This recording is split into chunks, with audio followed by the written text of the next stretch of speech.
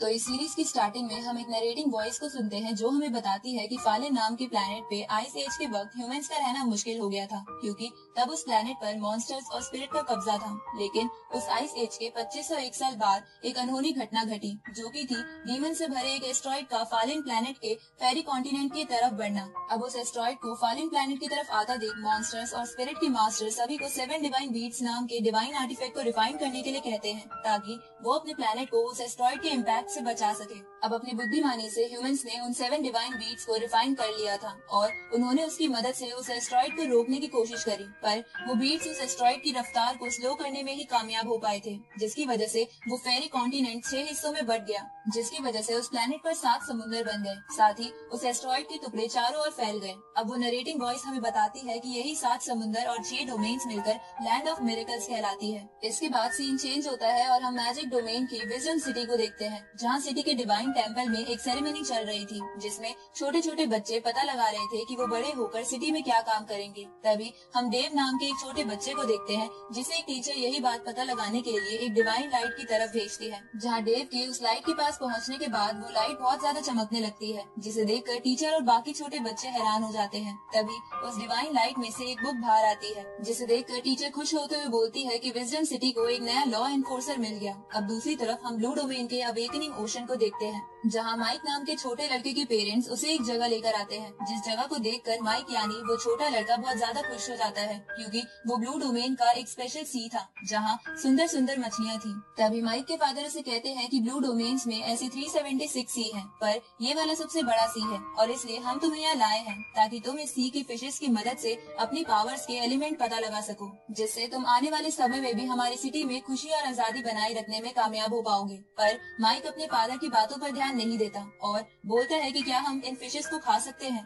ये सुन के उसके फादर चौंक जाते हैं और बोलते हैं कि तुम बस अपनी मॉम की तरह हो। ये सुन के माइक की मॉम गुस्सा हो जाती है, तो माइक के फादर उन्हें शांत करके माइक को बताते हैं कि ये सभी एक स्पेशल तरीके की फिशेस हैं, जो तुम्हें अपने अपने एलिमेंट्स की पावर देंगी, जैसे कि इन्होंने तुम्हारी मॉम और मुझे दिए थे। ये सुन के माइक बोलता है कि तो मैं उन एलिमेंट्स की पावर को लेने के लिए क्या करूँ। तभी माइक की मॉम उसे लात मार के समुद्र में गिर देती है, जिसे देखकर माइक के फादर उनसे कहते हैं कि क्या ये सच में तुम्हारा बेटा है या नहीं, जिसपे माइक की मॉम उनसे कहती है कि माइक वैसे भी समुद्र में जाने वाला ही था, पर हो सकता है ऐसा करने की वजह से हमें एक जीनियस मिल जाए। तभी उन दोनों को मैजिक डोमेन में एक लाइट चमकती हुई दिखती है, जिसे देखकर वो समझ जाते हैं कि मैजिक डोमेन में कोई नया जीनियस आ गया है, जिसपे उसकी मॉम माइक के फादर से कहती है कि पर मेरा बेटा उन सबसे बड़ा जीनियस होगा। उसी वक्त वो दोनों समुद्र की तरफ देखते हैं, जहाँ माइक दिख नहीं रहा था, जिसे देखकर माइक की मॉम घबरा जाती है। तभी वहाँ का आसमान पूरा काला हो जाता है, जिसके बाद समुद्र में से एक काइट बाहर आता है, जिसपे बैठकर माइक 5 अलग अलग एलिमेंट्स की फिशेस के साथ खेल रहा था। ये देखकर माइक की मॉम और उसके फादर बहुत ज्यादा खुश हो जाते हैं, क्योंकि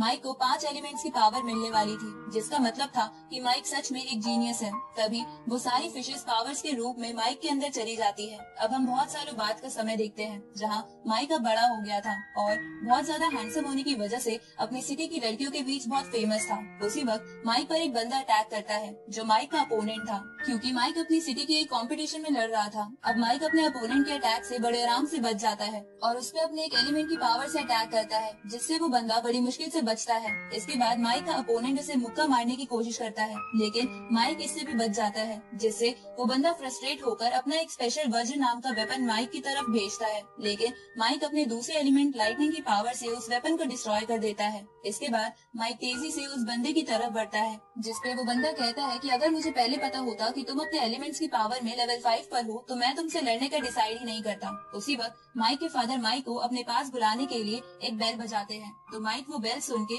उस कंपटीशन में हार मान के अपने फादर के पास जाने लगता है, जहाँ माइक जाते हुए सोचता है कि वो इस सिटी में बहुत ज्यादा पॉपुलर हो गया है। साथ ही उसकी ये फाइट भी बहुत बोरिंग थी। अब माइक अपने फादर के पैलेस में चला जाता है। दूसरी तरफ हम डेव को देखते हैं, जो अब बड़ा और हैंडसम हो गया था, इसलिए उसे काम सौंपने के लिए डेव को उसके टीचर अपने पास बुलाते हैं और उससे पूछते हैं कि क्या तुमने 7 डिवाइन बीट्स के बारे में सुना है, जिसपे डेव हाँ करता है। अब हम देखते हैं कि यही बात माइक के फादर भी उससे पूछकर माइक को बताते हैं कि उस एस्ट्रॉइड के बारे में हमारे पूर्वजों ने एक बुक में पहले ही लिख दिया था, जिसे पढ़कर मॉन्स्टर और स्पिरिट के मास्टर्स ने समुद्र और जमीन पर रहने वाले जीवों को एक साथ कर लिया, ताकि वो लोग हेवन से खास ट्रेजर ला सके, जहाँ वो सबसे पहले हेवन से एक कलरफुल लोटस फ्लावर लाए, जिससे उन्होंने 12 मॉन्स्टर्स और स्पिरिट के ब्लड से मिला के 7 डिवाइन बीट्स को बनाया, जो उस एस्ट्रॉइड को रोकने में कामयाब तो नहीं हो पाए, लेकिन उन्होंने उस एस्ट्रॉइड की रफ्तार कम कर दी थी। अब इस तरफ डेव के टीचर उसे कहते हैं कि उस एस्ट्रॉइड के इस प्लेनेट से टकराने की वजह से वो सातों डिवाइन बीट्स अलग अलग जगह बिखर गए होंगे। ये सुन के डेव उनसे पूछता है कि आप ये सब मुझे क्यों बता रहे हो, जिसपे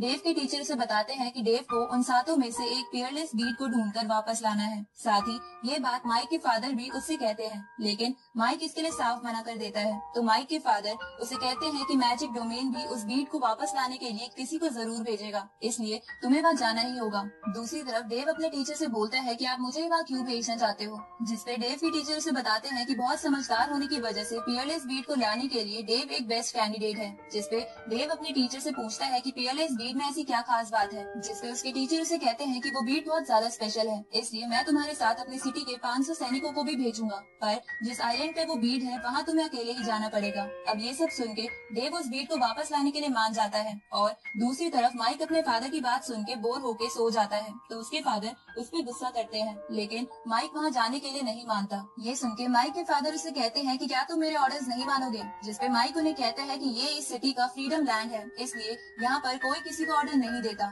ये सुन के माइक के फादर उसे समझाते हैं कि वो बीट उनके लिए बहुत ज्यादा स्पेशल है, जिसपे माइक उन्हें कहता है कि लेकिन मैं इसके लिए अपनी जान की बाजी नहीं लगाना चाहता। ये सुन के उसके फादर एक आइडिया सोचते हैं और उसे कहते हैं कि तुम्हारी मॉम ने मुझे बोला था कि तुम बड़े हो गए हो, इसलिए तुम्हारी शादी करवा देनी चाहिए, लेकिन मैंने तुम्हारी मॉम को इसके लिए मना कर दिया था, पर अब मुझे लगता है कि मुझे इसके लिए हाँ कर देनी चाहिए, क्योंकि तुम तो मेरी कोई भी बात नहीं मानते हो। ये सुन के माइक घबरा कर अपने फादर के पैरों में गिर जाता है और इस मिशन पर जाने के लिए हाँ कर देता है, क्योंकि वो अभी से शादी नहीं करना चाहता था। अब ये सुन के उसके फादर बहुत खुश हो जाते हैं और उसे कहते हैं कि पियरलेस बीट हमारे लिए बहुत इंपॉर्टेंट है, इसलिए तुम उसे लाने के लिए अपनी सभी एलिमेंट्स की पावर का इस्तेमाल कर सकते हो। ये सुन के माइक भी खुश हो जाता है, क्योंकि उसके फादर उसे सारी पावर्स इस्तेमाल नहीं करने देते थे। तभी माइक के फादर बोलते हैं कि तुम भी अपनी मॉम की तरह हो, जो सीधी सीधी बात नहीं मानते। पर ये बात माइक की मॉम सुन लेती है और उसके फादर को बुलाने लगती है, जिसे सुनकर माइक के फादर घबरा जाते हैं। अब आगे माइक गाना गाते हुए एक फिश पर बैठकर उस भीड़ वाले आइलैंड की तरफ बढ़ने लगता है, लेकिन